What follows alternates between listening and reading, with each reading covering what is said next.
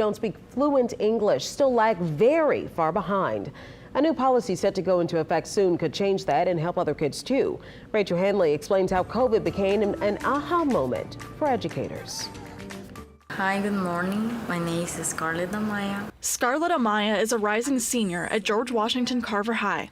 She wants to go to college and then become a dentist. Me gustaría asociarme con grupos de personas con colaboraciones para poder ayudar a la gente hispana, las que no tienen los recursos para poder arreglarse su sonrisa. Like 5% of high schoolers in Louisiana, Scarlett is an English learner, having come from Honduras just 2 years ago.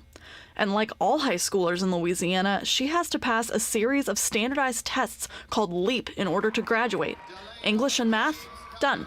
But she failed biology. En ese año no sabía tanto ni lo mínimo de inglés. English learners fail most sections of the LEAP test twice as often as the average student.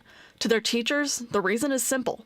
With the exception of the algebra and geometry, LEAP is only offered in English. Advocated. Emma Merrill works with English learners in Orleans Parish schools. She remembers a class she taught in 2019. At the end of the year, we had 2 kids pass the exam, and the rest of the kids could not graduate. Only about 40% of English learners in the state did that year, compared to 80% of students overall.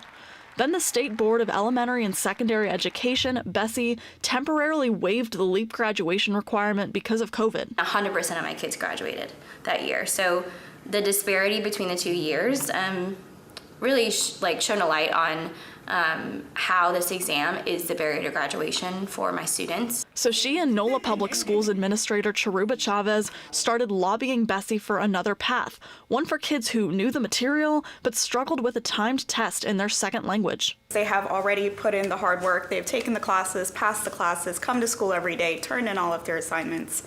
And so, a diploma is not just, oh, you met this score on this one assessment. It wasn't a radical idea. There are only 7 other states that require students to pass a standardized test to graduate.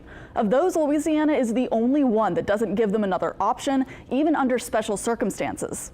In June, BESE approved a new graduation appeals process. All high schoolers will still have to take the LEAP test, but seniors like Scarlett who fail 1 or more subjects will be able to put together portfolios to show what they've learned. Their school will have to approve it, and they'll have to meet other requirements, including a certain test or certification to show they're employable. We want to make sure we're not just passing you along, right? We want to make sure that you're actually ready for the workforce. And even though this started as an effort to help English learners, the appeals process will be open to all seniors. That's partly thanks to Special Ed Administrator Johnada Newton.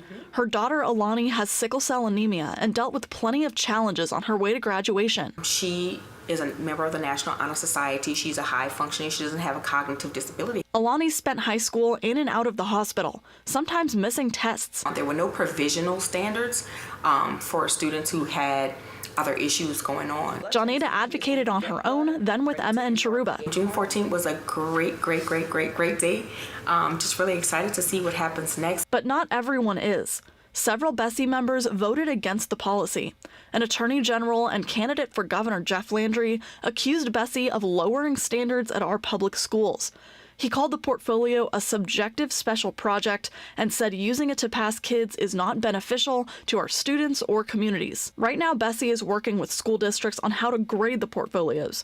Those who fought for the appeals process say they'll be as objective as possible and show that the kids who turn them in are working hard already. Cada día es un esfuerzo por aprenderlo más, cada día es un momento más para aprender una palabra y ellos solo quieren aprovechar la oportunidad.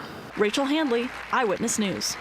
Now, the policy change is still in what the state school board calls a notice period. It will end in October, and after that, it will become official.